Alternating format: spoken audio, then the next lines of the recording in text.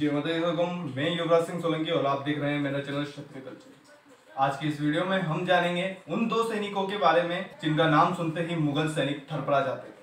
वो दो सैनिक जो अपने महाराजा के रक्षा के लिए रणभूमि में वीरगति को प्राप्त हो गए। वो दो सैनिक जो अपनी महारानी के सुहाग के लिए वीरगति को प्राप्त हो गए। आज हम जानेंगे उन दो सैनिकों के बारे में जिनका नाम चित्तौड़गढ़ के इतिहास में बड़े गर्व से लिया जाता है। गोरा और बादल चित्तौड़गढ़ के महान योद्धाओं में से एक थे, जो चित्तौड़गढ़ के महाराजा रावल रतन सिंह जी के लिए लड़ाई में बहादुरी से लड़े थे। गोरा और बादल दोनों जालोर के चौहान वंश से संबंध रखते हैं। तो हुआ कुछ यूं था, अलाउद्दीन खिलजी ने चित्तौड़गढ़ मेवाड़ के रावल रतन सिंह जी को बंदी बना लिया था। रावल रतन सिंह को कैदी बनाने के बाद खिलजी ने फिरौती में महाराजा रावल रतन सिंह जी की पत्नी पद्मनी की मांग की। ये सब होने के बाद रानी पद्मनी ने युद्ध परिषद का आयोजित किया, जिसमें हुक्म रावल रतन सिंह जी को बचाने की योजना बनाई गई और उसी वक्त रावल रतन सिंह को बचाने का जिम्मा गोरा और बादल को दिया गया। गोरा और बादल नाम सुनने में जरूर दो भाइयों जैसा लगता है, मगर ये दोनों चाचा भतीजे हैं।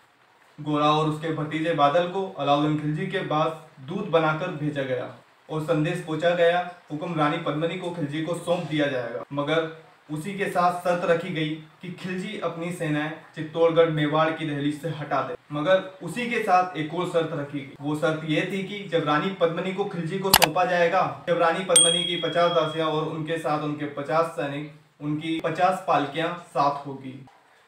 जब रानी पद्मनी को खिलजी को सौंपा जा रहा था तो उनकी 50 पालकियों समेत उनकी 50 दासियां और 50 सैनिक उनके साथ भेजे गए और हर एक पालकी में 2 अच्छे सैनिक बिठाए गए।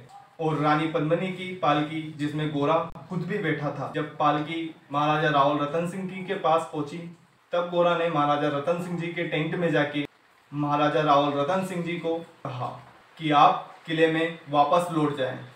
उसके बाद गोरा ने सभी राजपूत योद्धाओं को उन्हें उनकी पालकी से बाहर आने के लिए कहा और गोरा के कहने पर मुस्लिम सैनिकों पर हमला कर दिया।